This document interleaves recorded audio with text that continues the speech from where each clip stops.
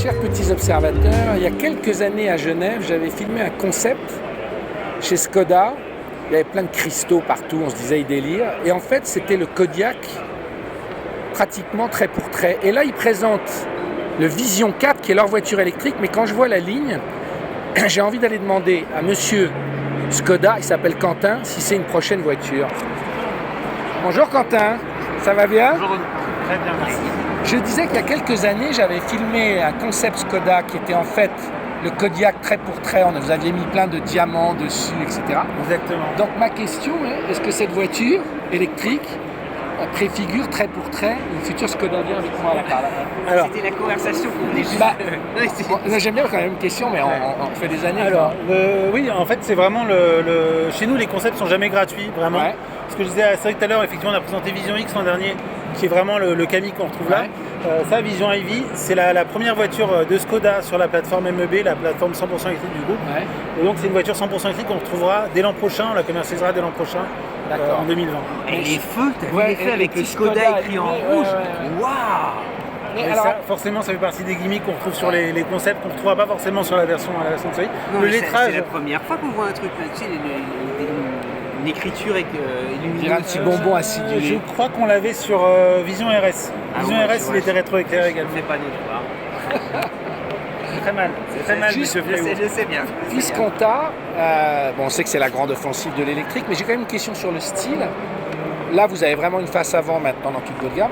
Là, le regard se pince un petit peu. Est-ce que ça aussi, ça veut dire qu'on aura un petit regard un peu plus pincé sur l'électrique ou l'avoir resserré comme ça, je me trompe pas, non? Ou là aussi, j'ai pas fait mes devoirs. J'ai l'impression qu'il y a un nouveau regard. Non, c'est effectivement c'est plus fin que ce qu'on peut voir. Mais sur Kamiq, par exemple, on voit aussi la signature au-dessus. La signature au-dessus qui est très fine également.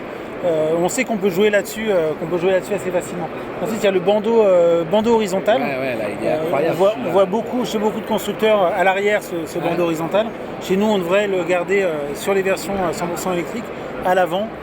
Il sera lumineux. Il sera lumineux à l'avant. Ça, on a le droit d'avoir un bandeau lumineux devant. Je sais pas, je crois que... Alors, sur les versions, la version définitive que j'ai vue, moi, il était bien marqué, bien lumineux à l'avant. Alors, puisqu'elle risque d'arriver, parce que là, elle me paraît très grande, mais je sais que vous avez toujours un espace intérieur. Oui, 4,65 m.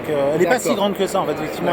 Elle fait très grande, mais 4,65 m, c'est quand même... C'est même relativement tenu pour une berline importante, en fait. Elle est large, non? J'ai l'impression. Elle est assez large, elle est assez large. Alors, toi qui as des relations dans la maison, tu vois que tu peux appuyer sur un bouton pour qu'une porte s'ouvre, ou c'est juste toutes les 10 minutes comme la caverne d'Ali Baba? C'est la caverne d'Ali Baba et le cerbère de la caverne d'Ali Baba qui a la porte. Qui fait peur. C'est important. Qui est là pour faire peur. Voilà. Mais c'est toutes les 10 minutes, ça va s'ouvrir. C'est même pas toutes les 10 minutes, non, c'est je pense à la... Attends, on va se rapprocher quand même juste derrière les beaux mannequins. Quentin, c'est pas un secret. 2020, elle arrive. 2020, elle arrive. Oui, ça a été annoncé. Alors forcément, les fioritures à l'intérieur sont un peu moins marquées. Ce sera certainement une 5 places et pas une 4 places. Mais dans le style général, la forme générale, très, très épurée, l'espèce de vague qu'on a vu sur Scala, qu'on a vu sur les derniers concepts aussi, ça on devrait le retrouver sur les versions définitives. Tout à l'heure, tu m'as appris un truc. Moi, je pensais que la Skoda Scala, c'était la voiture qui chante, la voiture d'opéra. Tu as dit non, ça veut dire échelle. C'est échelle. Voilà, on change de catégorie pour les compacts. On avait avant une Rapid Spaceback qui était très adaptée au marché plutôt émergent, au marché est européen. C'est plus le cas avec la Scala. La Scala est vraiment développée pour conquérir des parts de marché en Europe de l'Ouest. Ça reste quelque chose d'important. Bon, c'est clair. Merci pour ces mots, Quentin. Ça nous éclaire. Il y a plein de petites observations. Tu avais déjà vu comme ça des lettrines qui étaient lumineuses sur les jantes? Ils s'amusent. Moi, il y a un truc, ils font toujours des trucs en pseudo-cristal, transparent, plastique. Ouais, un peu Swarovski. C'est drôle. Hein. Ça, c'est une question de goût. Non, mais c'est pour leur concept, ça va bien. Moi, je trouve le concept, c'est pas gênant. Et puis, il ne faut pas oublier d'où ils viennent. C'est l'Europe centrale. Viens voir le volant. Non, mais franchement, c'est bien fait. Je ne sais pas si on voit, mais... Tu sais, tu poses ton portable. C'est Star Trek. Hein. Il est où le Cerbère? On ne sait pas. Avec les petites... C'est top. Voilà. Mais tu sais, ça aide beaucoup d'avoir la rétrovision sans les... Pendant des années, c'était pas légal, c'était pas homologué. Tu as vu, il nous a expliqué un truc sur les légendes.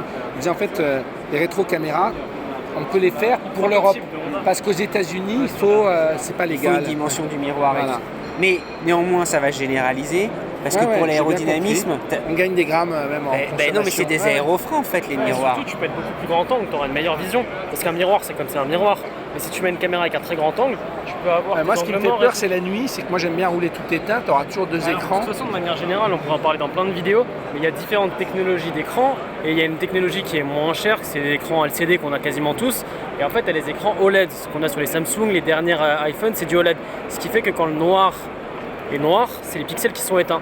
Et effectivement, si on avait des écrans comme ça dans les voitures OLED, quand tu mettras en black panel, ça serait totalement noir éteint, pas l'espèce de grisâtre. Voilà. C'est pas bien. Et le problème, c'est que c'est plus cher. Et ça, effectivement, j'en discutais avec un petit observateur, il disait, ouais, mais sur les voitures haut de gamme, pour le prix que tu payes, ils pourraient quand même mettre la bonne dalle, quoi. Bon, voilà, c'était la petite observation de la fin. À bientôt.